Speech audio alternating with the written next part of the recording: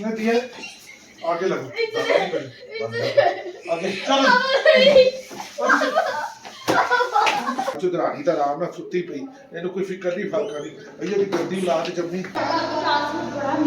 तूने ऑर्डर दिया बाद में पापा को तूने ही उठाना है नहीं दिया मैंने तो नहीं दिया मैंने बड़ा ऑर्डर दिया दरवाजा भेज देते चलो उठाते हैं पापा नहीं तू उठा पापा ये 2 किलो कढ़ाई का हमने ऑर्डर दिया 550 वाली 550 वाली 2 किलो 2 मिनट आना दे यार मैं भूखी ये 2 किलो लोड भी ले जाते हम तो हां हम तो कह 2 किलो लोड 2 किलो लोड भी लेके जाएंगे अच्छा रास्ते में खाते ये कितने की है 550 अच्छा क्या हुआ कितना ऑर्डर दे के आए हो इधर 2 किलो इसने दिया इसने दिया मैंने नहीं दिया उसने दिया इसने दिया किसने दिया है? आगे लगो आगे चलो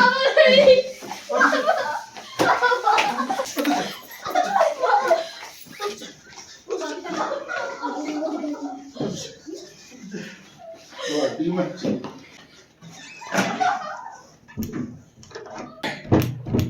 पापा अब नहीं करता पापा एक दो छोड़ दो अब नहीं करता अब नहीं करता पापा अब नहीं करूंगा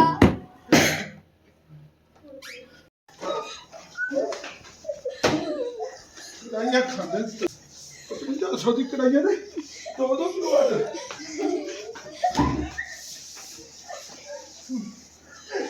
खाते सारे कढ़ाइयाँ ओए ਹੁਣ ਮੈਂ ਕੀ ਕਰਾਂ ਓਏ दादा की 10,000 की कढ़ाई हो जाएगी 11,000 ਦੀ ਕੜਾਈ ਉਹ ਸਾਲਿਓ ਉਹ ਮੈਂ ਕੋ ਡੀਸੀ ਲੱਗਿਆ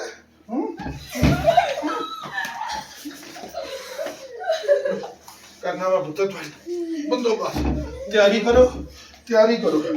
बैग बनो क्या आपकी तैयारी करो चलो ਤੁਸੀਂ ਇੱਥੇ ਰਹਿਣ ਦੇ ਕਾਬਿਲ ਹੀ ਨਹੀਂ हमने गाड़ी ਤੁਸੀਂ ਮੈਨੂੰ ਵੀ ਵੇਚ ਕੇ ਖਾ हमने ਜਾਓਗੇ गाड़ी बुक करा इसने गाड़ी बुक करा ली है कहीं और की चलो कल हमने कहीं चले चलो चल चलो पैक करवा दे कपड़े हाँ तब सिगरेट भी पीना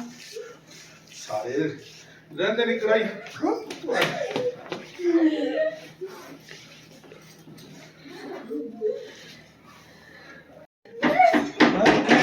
एक मिनट ठहर जा एक मिनट आप खाओगे कढ़ाई में हैं आप एक मिनट ठहर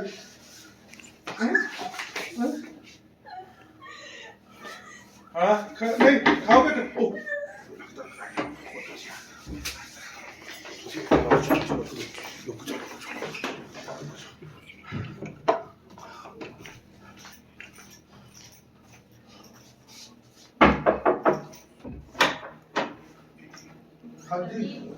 हाँ जी बेटा सर जी आपकी कढ़ाई हैं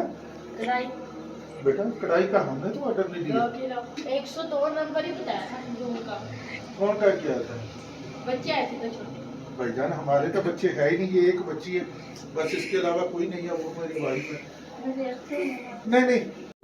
जरा ना बाहर ना जाओ ओ देख ले चुदरानी दा आराम नाल सुत्ती पई इहनू कोई फिक्र नहीं फाका नहीं अइयो दी गंदी औलाद जम्मी ओलू दे पट्ठे बाहर चले गए वो मेरे लिए परेशानी दा बहस बने मैं उन्होंने अगे झूठ मारे कि साडे बच्चे ही नहीं है वो पकड़ लेंगे दस और मैं दस की करा मेरे लिए तो परेशानी बनाती आ देख वो यही बच्चे हैं 2 किलो ओए मैंने मुकवाई सी कढ़ाई मैंने कब मंगवाई थी? मैंने नहीं मंगवाई ठीक है बच्चे मेरे इनको ले जा होटल पे इनके ना इनसे बर्तन धुला जब 2000 पूरे हो जाए ना तो इनको उधर धुला देना 2000 हमारी चालू है